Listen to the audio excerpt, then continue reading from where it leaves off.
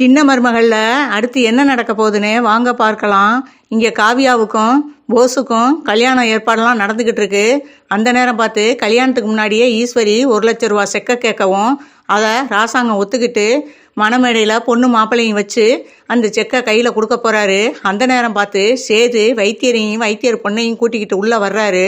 அப்பா ஒரு நிமிஷம், அந்த செக்கை அவனுக்கு கொடுக்காதீங்க அப்படின்னு சொல்லிட்டு வேகமா கத்திட்டு உள்ள வர இதை பார்த்த ராசாங்கம் சேதை பார்த்த ராசாங்கம், என்னடா ஆச்சு உனக்கு?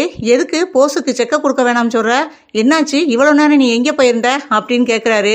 அப்பா நீங்க நினைக்கிற மாதிரி இந்த போஸ் ஒன்றும் அந்த மருந்தை கண்டுபிடிச்சு உங்க உயிரை காப்பாத்தலப்பா. அந்த மருந்தை கண்டுபிடிச்சது தமிழ்ச்செல்விதாப்பா அப்படின்னு சொல்லவும், என்ன செய்து இது என்ன புது கதை அப்படின்னு ராசாங்கம் கேக்குறாரு. உண்மையதாப்பா சொல்றேன், அந்த மருந்தை கண்டுபிடிச்சது தமிழ்ச்செல்விதாப்பா அப்படின்னு சொல்லவும், இதுக்கு என்ன ஆதாரம் வச்சிருக்க அப்படின்னு கேக்குறாரு. அந்த சமயம் வைத்தியர் பொண்ணும் அங்கே கூடவே வந்திருக்காங்க. ஐயா உண்மையிலே இந்த நிற்கிறாங்கல்ல இந்த பொண்ணு தான் அன்னைக்கு மருந்தை எடுத்துட்டு வந்தாங்க. அந்த மணமேடையில் நீங்கள் செக்கு கொடுக்க போறீங்கல்ல, அவர் தான் அந்த பொண்ணு மண்டையில் அடித்து அந்த மருந்தை பறிச்சுக்கிட்டு வந்ததை என் கண்ணால் பார்த்தேன் அப்படின்னு சொல்கிறாங்க.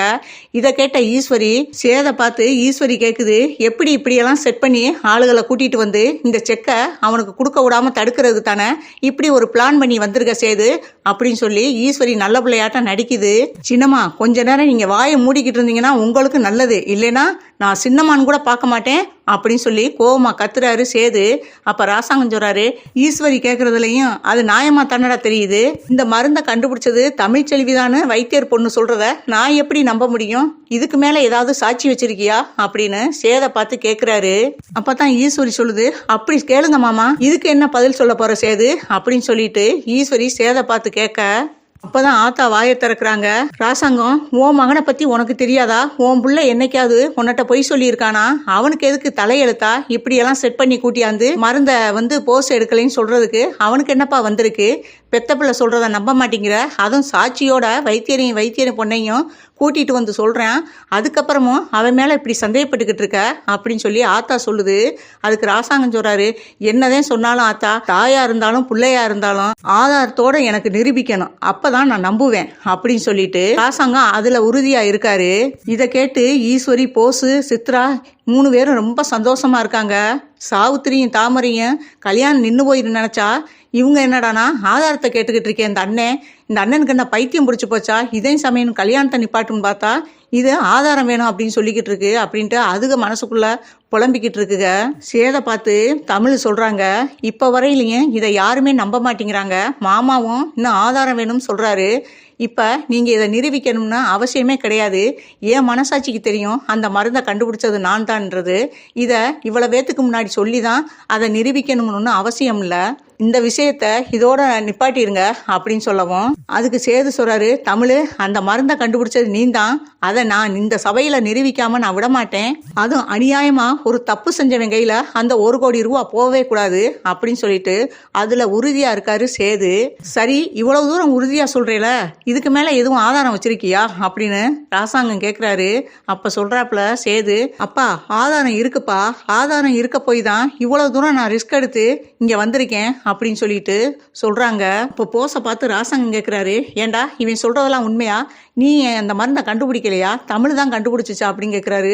ஐயோ பெரியப்பா, அந்த மருந்தை கண்டுபிடிச்சது நான் தான், எதுக்கு அண்ணன் சேது இப்படி சொல்றாருன்னு எனக்கு தெரியல, வேணா அந்த 1 கோடியை அந்த தமிழுக்கு கூட கொடுங்க, அதுக்காக அண்ணன் இவ்வளவு பெரிய பழியை எனக்கு போடக்கூடாது அப்படின்னு சொல்லிட்டு நல்ல பிள்ளை மாதிரி சீனை போடுறான். அப்பதான் காவியா மனசுக்குள்ள நினைக்குது, இவன் பயங்கர கில்லாடி, இவன் கண்டிப்பா இந்த மருந்தெல்லாம் எடுத்திருக்க மாட்டான், நம்ம கல்யாணத்தை நிறுத்தணும்னு நினைச்சான், ஆனா எப்படியோ அந்த கல்யாணம் நிக்க போறது உறுதி அப்படின்னு மனசுக்குள்ள நினைக்குது காவியா.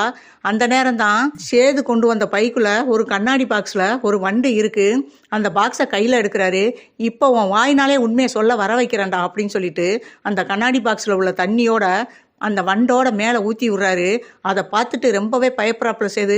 அண்ணே அதை பார்த்து போஸ் ரொம்பவே பயப்படுறாப்புல, அண்ணே என்ன பண்ணிக்கிட்டு இருக்க அப்படின்னு சொல்லவும், இனிமே உன்னைய ஆண்டவனாலையும் காப்பாற்ற முடியாது, எங்க அப்பாவை கடிச்சிச்ச விஷம் உண்டு அதுதான்டா இது அப்படின்னு சொல்லவும் ரொம்பவே மிரண்டு போயிடறாப்புல. என்னை எப்படியாவது காப்பாத்துங்க அப்படின்னு சொல்லி கத்துறாப்புல. ஈஸ்வரி என் பிள்ளைய எப்படியாவது காப்பாத்து, என்னடா இப்படி பண்ணிட்ட அப்படின்னு சொல்லவும், ஏன் உங்க மகனுக்கு தான் அந்த மருந்து விஷயம் எல்லாமே தெரியும்ல, இப்ப சொல்லுங்க இந்த விஷ வண்டுக்கு எங்க அவர் மருந்து எடுத்தாருன்னு அப்படின்னு சொல்லவும் சொல்லவும் அப்பதான் போஸ் பயத்துல நான் உண்மையை சொல்லிடுறேன், சத்தியமா அந்த மரத்தை நான் எடுக்கல, அந்த மரத்தை எடுத்தது தமிழ்ச்செல்வி தான், இப்ப என்னை காப்பாத்துங்க அப்படின்னு சொல்லிட்டு கத்த ஆரம்பிக்கிறாரு போஸ். இதை கேட்டதும் ராசாங்க ரொம்பவே ஷாக் ஆகுறாரு.